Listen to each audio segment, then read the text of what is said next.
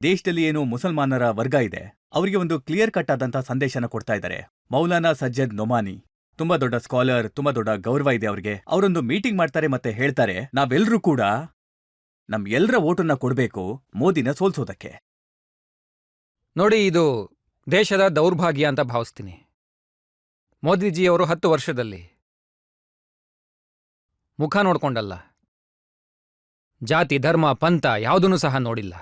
ಅದರ ಆಧಾರದಲ್ಲಿ ಅಲ್ಲ, ಸಬ್ಕಾ ಸಾಥ್ ಸಬ್ಕಾ ವಿಕಾಸ್ ಅನ್ನೋ ಭಾವನೆಯಲ್ಲಿ ಎಲ್ಲರ ಬಡವರ ಕಲ್ಯಾಣ ಯೋಜನೆಗಳನ್ನು ರೂಪಿಸ್ಕೊಂಡು ಬಂದಿದ್ದಾರೆ.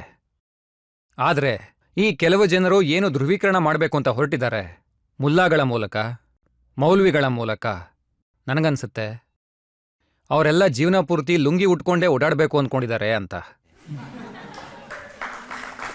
ಅವ್ರಿಗೆ ಯಾರಿಗೂ ಅವರ ಜನಾಂಗದವರು APJ ಅಬ್ದುಲ್ ಕಲಾಂ ಆಗೋದು ಇಷ್ಟ ಇಲ್ಲ ಅಂತ ಅನ್ಸುತ್ತೆ. ಭಾರತವನ್ನ ಅವರು ಮುನ್ನಡೆಸುವಂತ ಸ್ಥಿತಿಗೆ ಬರಬೇಕು ಅಂತ. ಫರೂಕಾಬಾದ್ನಲ್ಲಿ ಕೇಳ್ಪಟ್ಟೆ ಸಲ್ಮಾನ್ ಖುರ್ಷಿ ಅವರ ಸೊಸೆ ಏನಿದ್ದಾರೆ, ಮಾರಿ ಆಲಂ, ಅವ್ರು ಏನ್ ಹೇಳ್ತಾರೆ ಅಂತಂದ್ರೆ, ಬಹಳ ಬುದ್ಧಿವಂತಿಕೆಯಿಂದ ತುಂಬಾ ವಿಚಾರ ಮಾಡಿ ನೀವು ನಿಮ್ಮ ವೋಟನ್ನ ಜಿಹಾದ್ ಮಾಡಿ. ಜಿಹಾದ್ ಮಾಡಿ ಈ ವೋಟ್ನು ಸಹ ಅವರು ಜಿಹಾದ್ ಜೊತೆಗೆ ಜೋಡಿಸ್ಬೇಕು ಅಂದ್ಕೊಂಡ್ರೆ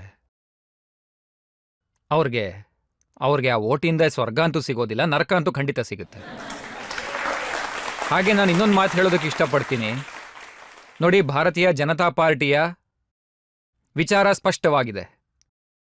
ಭಾರತದ ಸಂವಿಧಾನ ಯಾವುದೇ ಪರಿಸ್ಥಿತಿಗಾಗಿ, ಯಾವುದೇ ವ್ಯಕ್ತಿಗಾಗಿ ಬಾಬಾ ಅಂಬೇಡ್ಕರ್ ಬರೆದಿರೋ ಸಂವಿಧಾನವನ್ನು ನಾವು ಬದಲಾಯಿಸೋದಿಲ್ಲ.